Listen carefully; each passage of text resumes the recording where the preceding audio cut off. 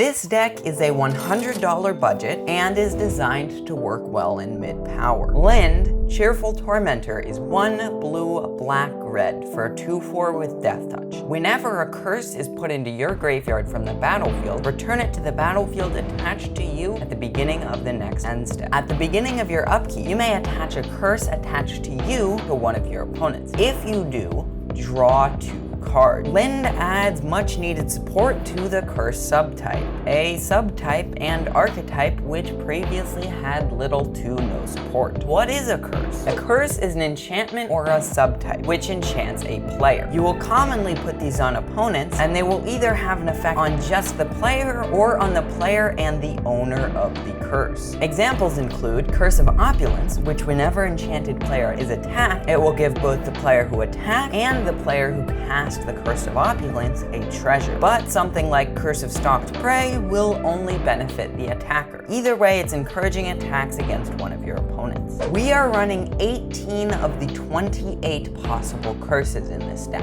This is the vast majority, but some of these just are not worth including. But considering that we get to reuse our curses if they go to the graveyard, which is what happens if one of our opponents would die, it can seem like a lot more. Generally, we have a few categories here. We have cards which encourage our opponents to attack that player, such as Curse of Bloodletting, Curse of Verbosity, or Curse of Shallow Graves. We have cards which give a disadvantage to the player we equipped it to, such as Cruel Reality or Curse of Thirst. And we have cards which are mainly designed to give us an advantage, such as Curse of Surveillance. We have to think of this deck as a political control deck. You have to be very careful not to do too much harm to your opponents, otherwise they might start attacking you. Controlling the incentives of your opponents using these curses can change what they will do and how it will influence you. And many of these will help your opponents in subtle ways to offset the things which might be bad for them. We also have a large amount of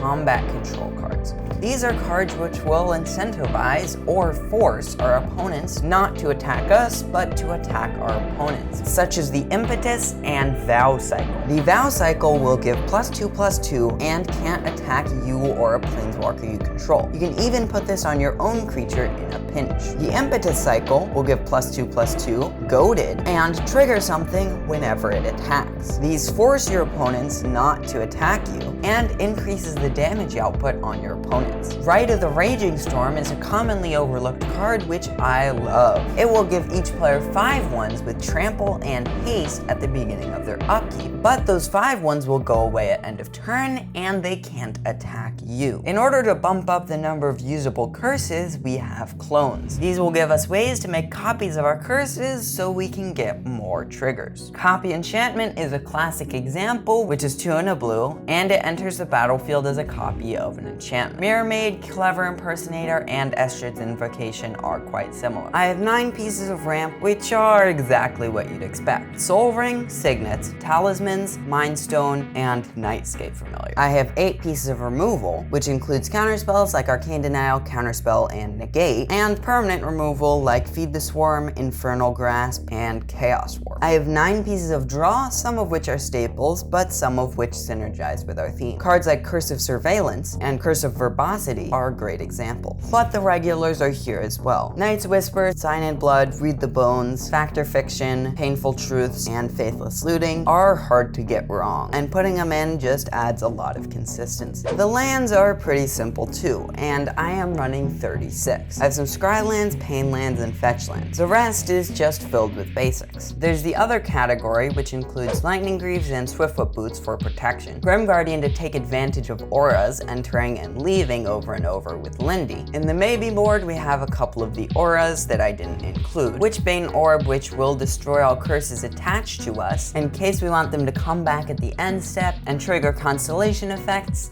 such as Grim Guardian. And we have Brash Taunter as an additional way to disincentivize attacks. Watch this video next to find out more about Gyruda, Doom of Depths, also known as Gigan Cyberclaw Terror.